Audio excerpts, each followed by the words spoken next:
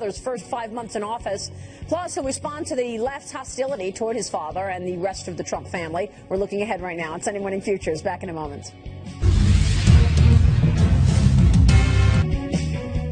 A critical week ahead for President Trump's agenda. Lawmakers expected to vote on the Senate GOP's long-awaited health care bill. The vote coming amid a very busy first 5 months in office for the president. Since taking office in January, Mr. Trump has signed 38 executive orders. He's rolled back more than a dozen Obama-era regulations. It's a feat some of his supporters say has not gotten enough credit for, and that includes his son, Eric Trump. He is the executive vice president of the Trump Organization, and he joins me right now. Eric, it's good to see you again. Hey, it's great to be here. Thank you so much for joining us. So how would you characterize the agenda so far, what your father has been able to get done? And we don't really hear about all of these executive orders in terms of successes in the media. You know, because in the media, everything's a sideshow. I mean, I couldn't be more proud of my father. Look at the markets. No one wants to talk about it. The Dow, the S&P 500, the Russell 2000. I mean, every single one of them is at record highs. I mean, just go open up your 401k. That's all you need to do. Go open up your 401k. You're 20% up or 15% up. Right. I mean, this is real money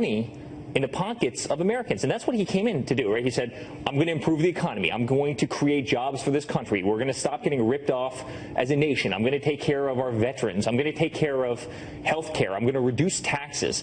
I mean, he's doing everything that he says. I mean, he's been in office for 150-something days, and I think he has accomplished more than any president arguably in history has over that same period of time. And those rollback of regulations really have an impact in terms of moving the needle on growth for companies and hopefully for the broader economy. But we're all waiting on this health care bill.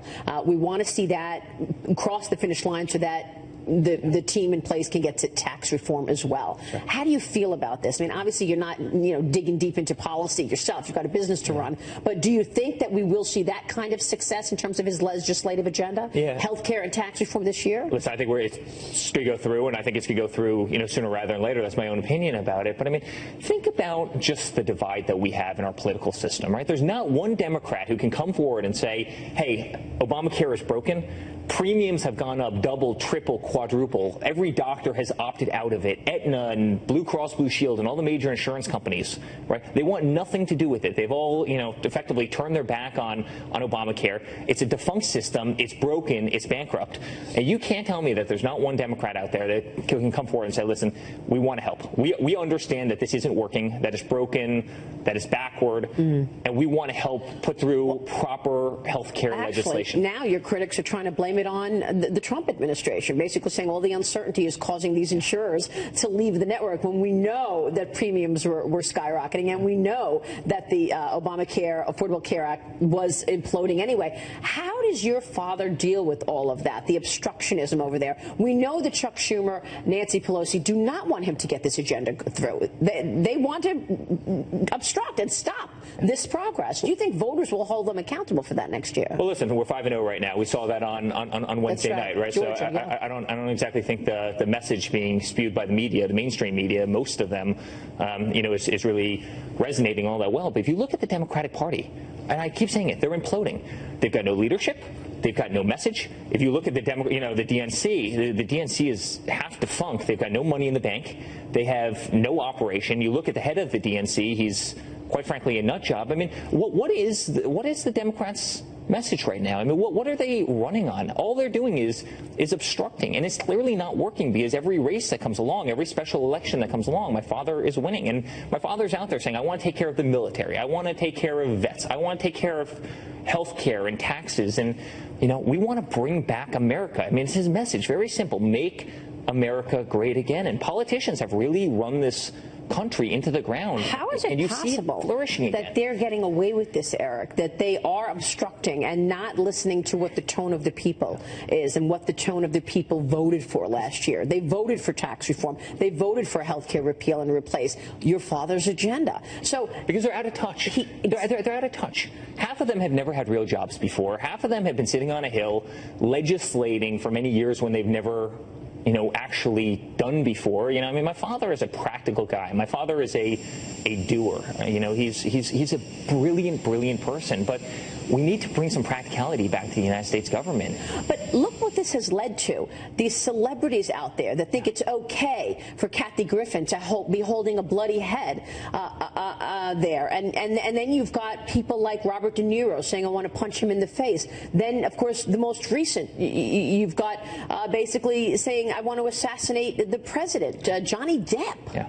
How do you deal with that? I mean, as a family, when you hear this stuff, at this point, does it roll off your back, or do you still get upset? It has to roll off your back. Hey, listen, it's upsetting, sure. It has to roll off your back. I mean, I have a pregnant wife. She's 7 months pregnant. If you saw some of the comments that she receives from people, I mean, I couldn't even say them honestly on the air because they're so ghastly, but they're willing to attack a pregnant lady, somebody who's 7 months pregnant. If they're willing to attack an 11-year-old boy, meaning, my brother Barron, who's in the White House and at, a fragile age, if they're willing to go after my half-sister Tiffany, 22 years old, who's going to law school. I mean, there is no borders for these people. I mean, listen, we're fair game. Fine. We're adults, but I mean, there are no borders for these people. And you see Johnny Depp and what he said, I'd like to go assassinate, the president. It's like Johnny Depp has his own problems. He has his own problems. Yeah. Like, how about you go back to making movies and doing your own thing? I mean, this is a man who gave up his life to try and help this country, and he's doing a great job, and honestly, I couldn't be more proud of him. All right, we'll be watching the developments. I know this upcoming week is a big one. Eric, it's good to see you. Thank you, Maria. Thank you so much. Eric Trump there.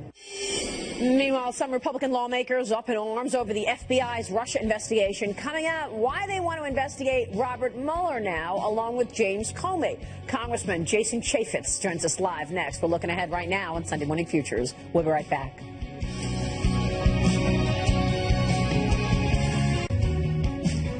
Welcome back. Is it time to investigate the investigators? 3 Republican members of the House seem to think so. Congressman Jim Jordan, Mark Meadows, and Jody Hice want former FBI Director James Comey investigated, as well as Robert Mueller, special counsel on the Russia probe. They claim Mueller applied double standards to the Trump and Obama administrations. Joining us right now, Congressman Jason Chaffetz, former chairman of the House Oversight Committee. Congressman, good to have you on the program. Welcome. Good morning. Thanks for having me. What do you think about this?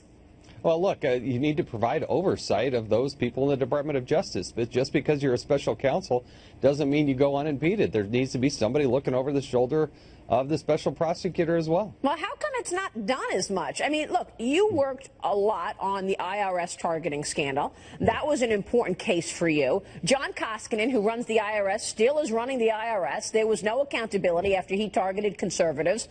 Did that just fall flat?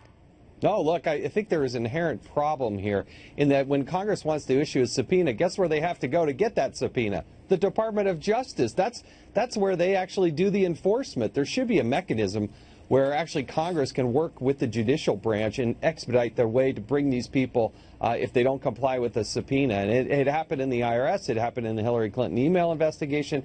This deep state gets to hold these cards real close. And that makes Congress pretty much a wimp. Well, look, I mean, the American people would like to see justice served. So let's go back to the Clinton email scandal. I mean, we know that Loretta Lynch said to Jim Comey, call it a matter, not an investigation. In other words, lie to the American people. Yeah, well, that's why I do have hope in the Inspector General, Michael Horowitz. He has nearly 500 investigators there at the Department of Justice as the Inspector General. He does have the ability to go in and get documents and do interviews. He's doing it very quietly, and I expect that report to be in probably the first quarter of 2018. But also, I do think it is appropriate that Congress overlook the shoulder of Mr. Mueller. He's got great credentials, great background. I don't know why he was put in place. That was the first mistake. There should have never been a special counsel, but now that there is, somebody needs to be a watchdog on that. And the people that he's put in place, in fact, his team, are all Obama supporters. They gave money to the President Obama. So he's handpicked an exact team that he wants, and yet we don't know where this is going. I mean, do you think that there should be some people on his team that perhaps gave money to the Republicans? It doesn't. Think about it. If you're at home watching this, how many of you have actually given thousands of dollars to a candidate? And if you actually did that, you're probably pretty supportive of a particular candidate, and you've got a political view that you're wearing on your shirt sleeve. So come on. There's no balance here. These people gave thousands and thousands of dollars to Hillary Clinton or to the Democratic machine. And so do you really think you're going to get a fair and honest hearing when not a single person, at least as best we can tell, gave any money to any Republicans? That doesn't sound like it's a very balanced approach. So what should be done then, Congressman? I mean, people are looking toward the Oversight Committee to actually oversee these things, and yet we see more political bias every time we turn over another rock in these agencies. So what's the answer? Well, I believe Chairman Senator Grassley will be tenacious on that. I do believe that the House Judiciary Committee under Bob Goodlatte has actually got to get engaged. I'm not aware of them doing a single thing on any of this to this point. And then also the Oversight Committee in the House of Representatives. So there'll be time to do that, and just calling it out on television and putting some pressure over there to be open and transparent about who these investigators and prosecutors are. I think that's fair. I think that's what should happen. How much of a distraction has this become in terms of coming up with a vote on health care, coming up with a conversation on tax reform, which of course is what the American people voted for last November? Has this slowed down the agenda in terms of getting executed? Well, it's a distraction in the media, but fortunately, I do think we can walk and chew gum, too. I think Speaker Ryan, our Majority Leader Kevin McCarthy, we have actually pushed through more pieces of legislation in the House at a record pace on very important things. We had great legislation signed into law on the Veterans Administration, but you're right. Repealing and replacing Obamacare, which we've already done in the House, has got to be priority one, along right there with tax reform. I don't believe in this artificial deadline of July 4th.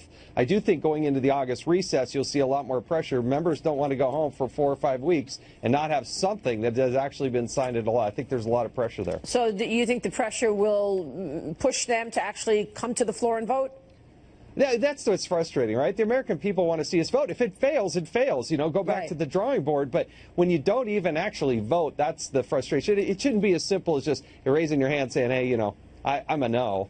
You shouldn't get off that easy. Put it up for a vote and then see where you're really at. And if it fails, go back. Remember, it was President Clinton pushing through welfare reform. It failed several times before they actually got it right, and it was a good bipartisan bill. As you look to change your life, stepping down from Congress, tell me what the priorities are over at the Oversight Committee right now. Well, look, there are more than 2 million federal employees. We got about 70 people on the Oversight Committee. And so everything from information technology and the cyber attacks that are happening there to I still believe we need to clean up what's gone on in the Hillary Clinton email investigation and some of those, the IRS. We can't just let go of those things.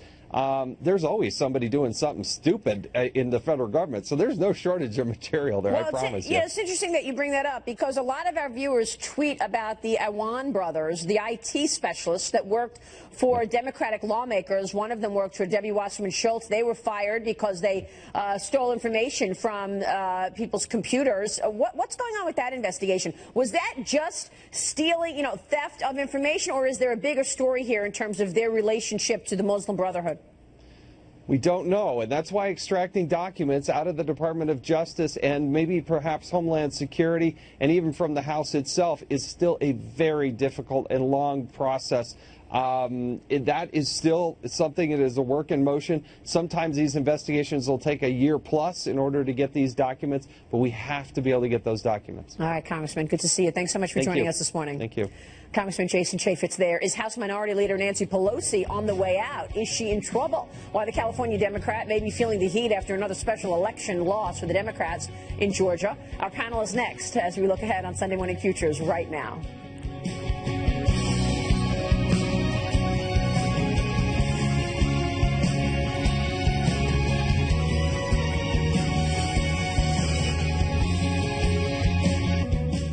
Welcome back. House Minority Leader Nancy Pelosi facing growing doubts from her colleagues after Democrats lost the special election in Georgia last week, making them 0 for 4 in races to replace Trump appointees. Some Democrats say that it is time for new leadership. Would that help them win back the chamber in next year's midterms? Want to bring in our panel on that. Ed Rollins is former White House advisor to President Reagan. A.B. Stoddard is an associate editor and columnist for Real Clear Politics. It's good to see you both. Thank you. Your thoughts on Nancy Pelosi's I've known Nancy pressure? For 40 years. She's as tough as anybody I've ever seen in the opposition. She is not going to get ousted at this point in time. If she doesn't become the speaker after 2/18, then she will either retire or basically become sort of an emeritus. What do you think, A.B.? Well, I've never heard her speak like this. She's obviously always done this behind closed doors, but her defiance in the face of this has been extraordinary. The things that she said, I'm a master legislator, I'm politically astute leader, I'm worth the trouble, was really a sign that the opposition is growing. There was some real soul searching after the Hillary loss, but the time to get rid of Nancy Pelosi was in November of 2016 when she was challenged by Congressman Tim Ryan. And guess what? Her colleagues didn't do it. So it's too late. You're in the middle of a cycle where she has a really good chance of becoming Speaker again. She is not going to back down. If the House, everything could change. We could have 8% growth and pass 1 million bills, and the Republicans could have a good midterm. Traditionally, the first midterm for a president is terrible. And if the House it's in play. If the election were held tomorrow, the Democrats could definitely pick up those 23, 24 seats. So with that in the distance, she's not backing down. Well, she's not backing down, and like you said, if she's probably going to become Speaker. She can count votes very well, and she can raise money like no other Democrat, and I think that's the issue. You know, the bottom line here is she's an issue out there in these campaigns, but the 4 specials we just won, those were our seats. We're playing home field advantage. These are the members we put in the cabinet. We put them in the cabinet because not only were they capable, but they were also from safe seats. So I don't think we should make too big a deal out of it at this point. But I actually just want to add, I think she should go. Oh, I just think that it's too late. I would have ousted her last time. It's definitely, they need an economic message, which doesn't really have a lot to do with Nancy Pelosi, but it's a combination. You have to really clean house and start over. Well, that's what I was saying. You need someone young. You know, the Democrats' biggest problem is they have a new national chairman who's totally irrelevant to where the country should be. Tom Perez. And he's just way out of it. Eric Trump just called him a nut job. Well, it's Eric's prerogative to do that. But at the end of the day, they need new leadership. They need new leadership in the House. They probably need new leadership long term in the Senate. But it's a better chance of it happening in the House after the election. Well, that's the thing. I mean, there is no message. And obviously, the president won the election because he had this jobs and economic message. And with Nancy Pelosi leading the party, you know, the minority leader, does the message change? Will anybody look at her and think there's a different message and change? No. That's why you need a new leader. You need a new voice, and that's why someone like Congressman Ryan from Ohio, who shares those voters who either never voted or haven't voted in 5 cycles and voted for President Trump, or had voted for President Obama and then voted for Trump. Those are the people you have to win back, and you're not going to win them back with Nancy Pelosi. Do you think that voters will hold the left accountable for the obstructing an agenda that they wanted? I mean, look, there's all of these probes. The Russia probe, obviously, as I said earlier, taking the oxygen out of the room. If they don't get anything substantial in terms of legislation done, like health care reform and repeal and replace and tax reform, do they lose the House next year? Possibly. I mean, you know, the reality is the big Democrat loss in 2010 was because of Obamacare, and I think to a certain extent, if this thing gets messed up and people feel that not only is Obamacare worse than it was before, but there's no alternative or there's no tax reduction, then I think to a certain extent it's hard for Republicans to run, and they could have a bad year. Or do voters hold them accountable for obstruction? I mean, there is a point when you say, start governing, participate in governance.